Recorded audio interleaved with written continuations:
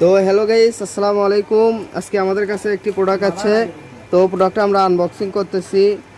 তো আগে আনবক্সিং করি, তারপরে আপনারা দেখেন প্রোডাক্টটা কীরকম হবে এবং কি এই প্রোডাক্টটা।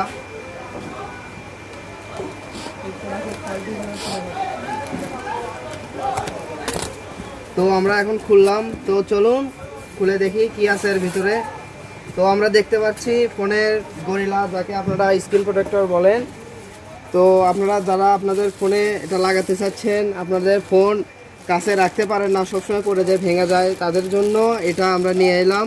এটা আপনারা ফোনের প্রোটেক্টর, এটা ফোনে ব্যবহার করবেন।